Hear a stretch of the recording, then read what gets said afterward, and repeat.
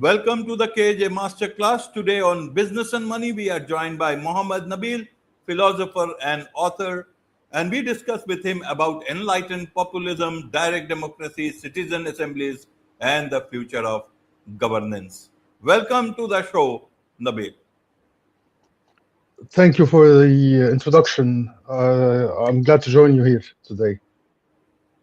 You're welcome. Welcome to the show. Welcome to India in this online form, Nabil. And I'm sure not just in India, but a lot of people across the globe will benefit from what we are going to talk right now. We will talk about enlightened populism and much more that I said in the introduction. But before that, let's talk a bit about your journey, your background, so that the audience knows who they are listening to. Well, I used to work as a freelance marketing consultant. I was awarded for my contributions to the marketing and advertising fields back in 2022 from the Marketing 2.0 conference in Dubai. I used to be a bit of a social activist. I was one of the founders of the Harass the Harassers campaign. And nowadays I work mainly focus on my philosophy, developing my own philosophy as an independent philosopher and an author.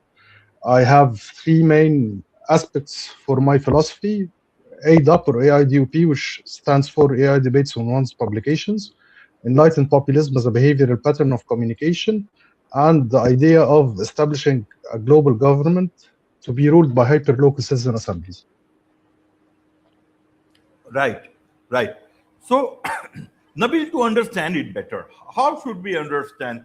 Are you not happy with the present form of governments that we have in different parts of the world as per the choice of the people? Or is it that you want refinement in the systems? I'm not happy with the current situation. Today, we have many problems, such as billionaires' greed, which results in extreme wealth inequality and hundreds of millions of people living below poverty line across the world. We have climate change threats. These are existential threats, and we have potentially recurring pandemics. And the current system of fragmented nations won't be capable of solving these issues. Right. So, who is responsible for this? Uh, is it the people? Is it because they choose the people in power, or is it the people in power? They have been able to, use whatever their resources have been to either come to power, stay in power, and with the help of their, friends from different parts of society. How would you want us to understand your point of view on this? Well, we live under a unipolar system had by the U.S. government, and the U.S. government is an oligarchy. It is the heads of state over there are bought by some billionaires, and they rule the world accordingly. This can influence what's happening in multiple places around the world. When you think of child labor in Congo, these children as young as 7 are involved in mining cobalt, and this cobalt is used for lithium batteries produced by Tesla in the US. So the whole world is integrated, and injustice in one place is should be treated as injustice in all over the world. It should be treated as our issue as humanity. Absolutely. So, how do we change a system that we are in today? Because people they have the choice. People of individual countries, they have their own way of looking at things. Sometimes they like things, sometimes they don't like things. Sometimes there is evolution, sometimes there is revolution. Sometimes, so many things keep on happening in different parts of the world. Another government comes, another people choice of the people come, the story but still remains the same. Do you think your ideas will change that story, or it's another story which will still be the same? If you look at it from many generations, the story continues to be almost the same. What makes you so hopeful about a different system, different way of governance? because we have the only way we have tried so far is representative democracy. You go to a ballot box and you give your vote to someone else to represent you on various issues. What I think is that system is broken. Instead of that, I'd like to form a global government. We need to establish a global government to be ruled by hyper-local citizen assemblies. These citizen assemblies will vote directly on multiple issues, given enough time and effort to investigate various political issues. They can form their opinions wisely and take care of. We take matters back into our own hands as regular people, instead of asking for representatives to take decisions on our behalf. Absolutely. So when you talk about a world governance, well, a government, I'll come to understand what exactly do you mean. But if we look at the United Nations and its earlier avatar of League of Nations, you see, that was also in a way, not the exact way you may have imagined, but in a way to make sure that the world runs, in a much more better way. But League of Nations, everybody knows.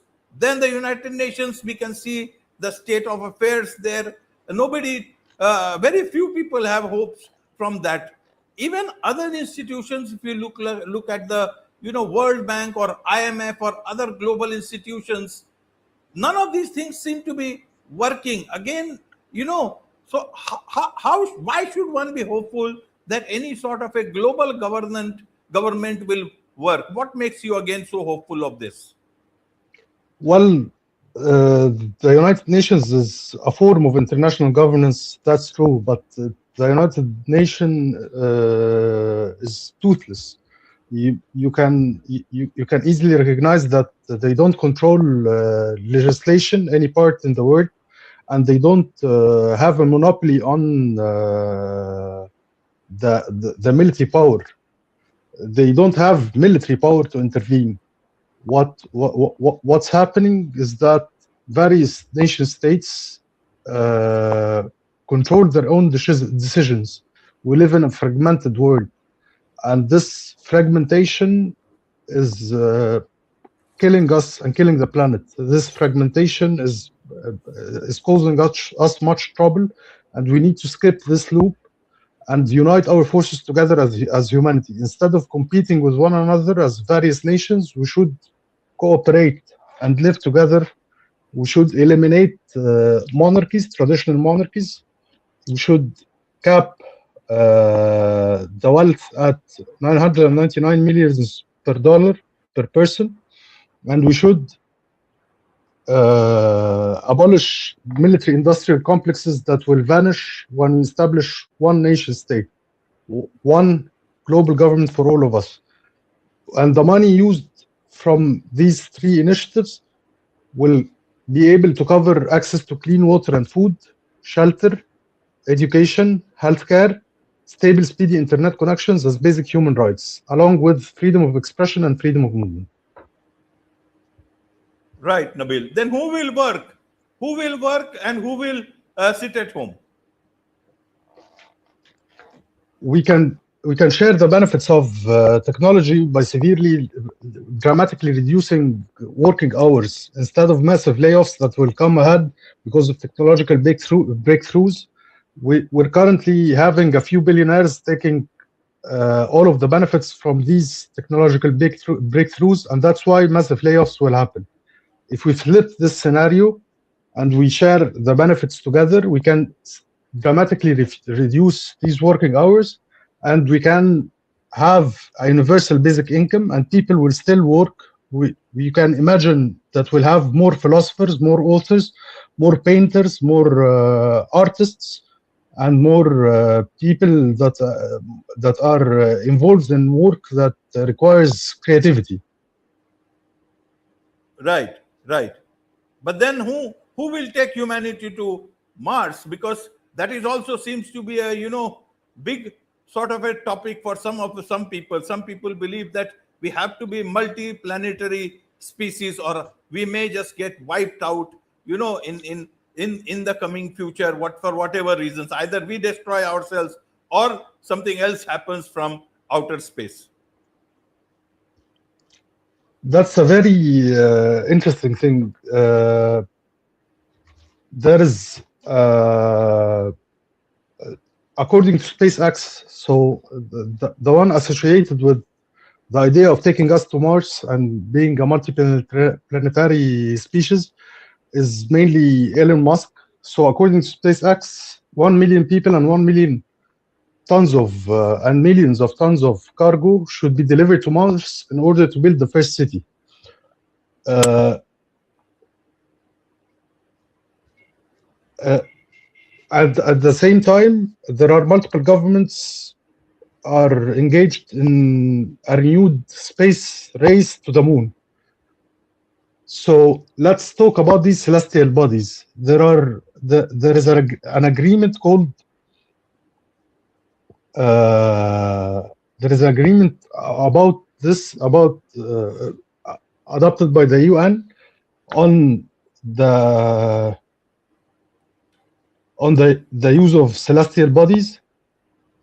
It's titled Treaty on Principles Governing the Activities of States in the Exploration and Outer Use of Space, including the Moon and other celestial bodies. Absolutely. So coming down, carry on. I'm sorry, it took me too long. but no. I did not mean to interrupt. You carry on. I just thought maybe you have finished your sentence. That because of that gap. Carry on. Okay, so by this agreement or resolution, all states should refrain from placing nuclear weapons or other weapons of mass destruction in orbit or around the Earth or in any celestial bodies, which is a good thing. Celestial bodies cannot be subjected to sovereignty or occupation. They shouldn't include fortifications, military bases, or installations.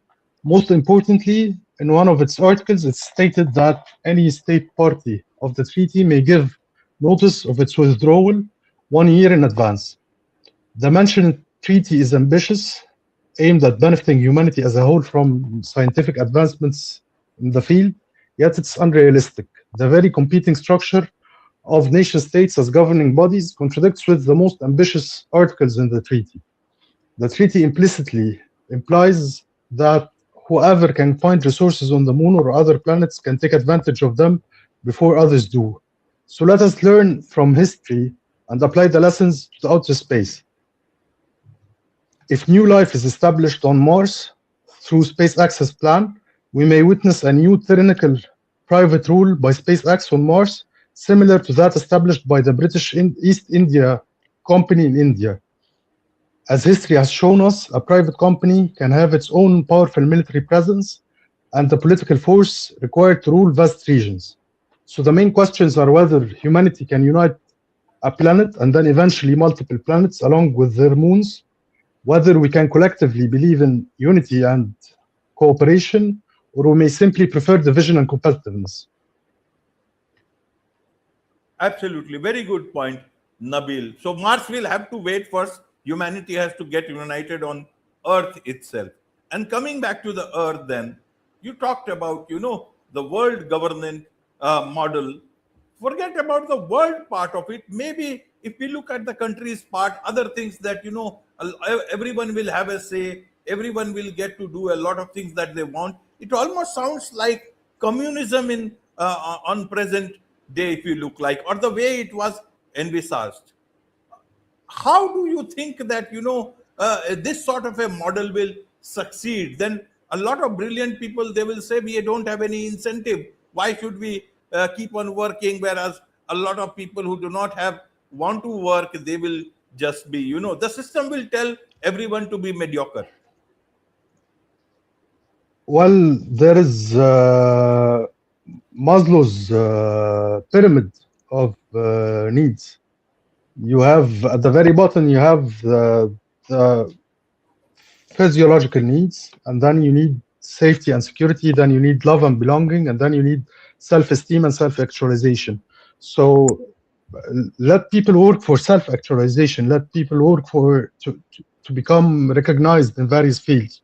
And I believe you and I, we don't have a problem with with physiological needs. We're not going to eat food from this recording this podcast right now, but we're actually seeking self-actualization, which is a much higher layer. So that allow other people to join us, expand the middle class, allow other people to be to seek self-actualization, and then we can all work together accordingly. Absolutely, absolutely. I love that idea about self-actualization, and that is indeed something, something very beautiful that humanity can move or should move towards. Even if a global government is not fructified, at least self-actualization is something a lot of people can try to. That will move them beyond their security needs and something much more beautiful each of us need today. Be that as it may, let's understand your AI DOP thing better in terms of enlightened populism that you talk about, especially in terms of AI DOP. Okay, so AI DOP or AI DUP, which stands for AI Debates on One's Publication. It's a content creation framework by which a content creator prompts an AI tool to criticize their own content, engage in back and forth argumentation with the tool, and publishes the entire unedited transcript within 24 hours of the exchange. The goal of these debates isn't to win or lose. The main objectives include stress testing ideas through AI, effectively making them sharper by responding to criticism, refining one's own thoughts, simply accepting criticism as valid, or agreeing to disagree on certain points, inviting readers to explore the mechanisms of the thought process instead of simply asking them to accept conclusions, and documenting where AI tools stand at the time of publication. ADOP or AIDUP encourages enlightened populism. Enlightened populism is a behavioral pattern of communication which involves listening to multiple experts, trying to understand how they reach certain conclusions, and investigating the information to discover the truth. It contrasts with the two dominant behavioral patterns of communication in today's world: blind elitism, which entails blindly following an expert or an elite on a certain issue, and ignorant populism, which also involves the absence of investigation while relying on feelings or trends. Absolutely. So a lot of people will think, Nabil, that you see the way our society is moving, the world is moving. We are almost moving towards a dystopian sort of a future. Whereas listening to you and the way how a lot of people will think it is not possible in the present way we are going towards, it almost sounds like utopia.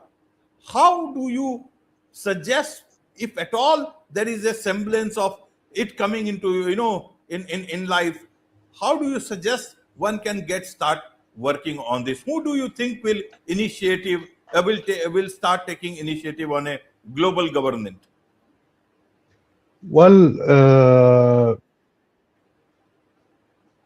enlightened populism doesn't rely on popular charismatic leaders. It may only work if it's practiced by the masses. The same can be said about establishing a global government. It may require multi-generational efforts, but it must be a bottom-up transition. So at this stage, we just need to spread the idea that we need a global government. We need to convince as much people as possible that we need a global governance. And then we can organize social movements across countries and start acting accordingly to reach our objectives.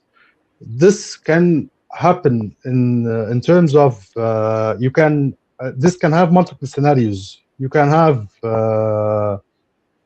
people running for office to establish this global government, or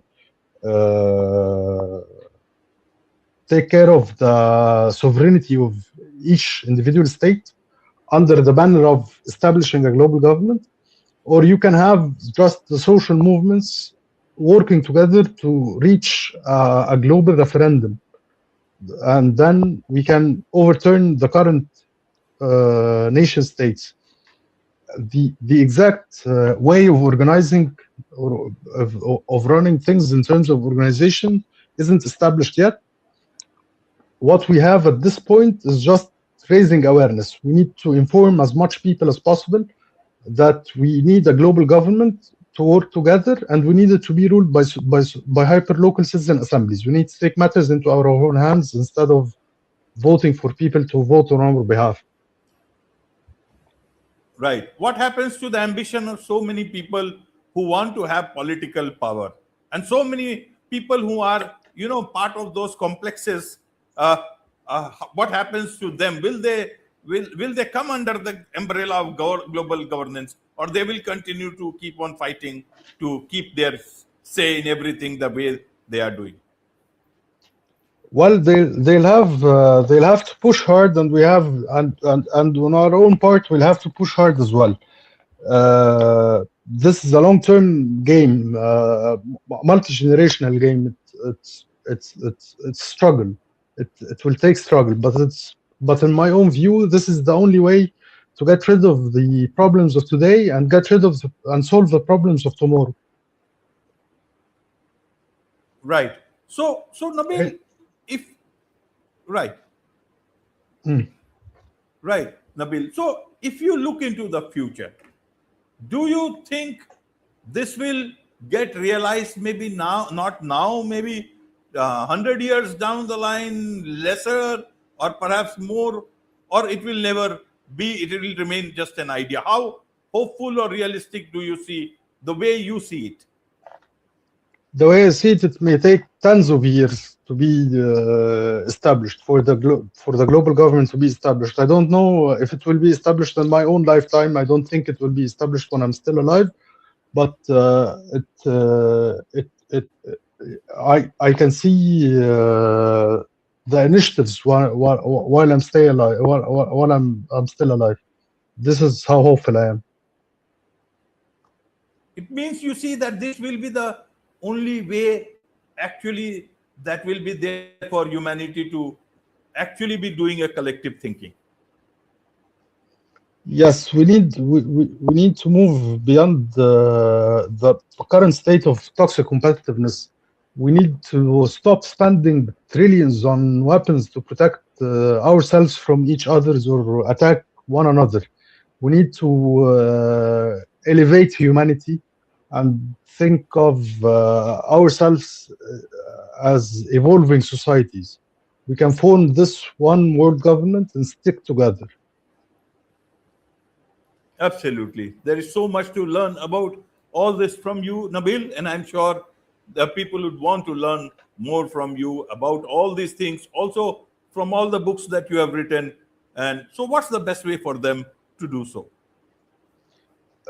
They can explore my philosophy and my books through my website, mohamednabil.world, MOHAMEDNABIL .WORLD. It would be helpful if you can leave the link to the website in the description. Wonderful. With this, it's a wrap on this very special edition of the KAJ Masterclass Live. Thank you so much indeed for joining us. Thank you. It's been wonderful.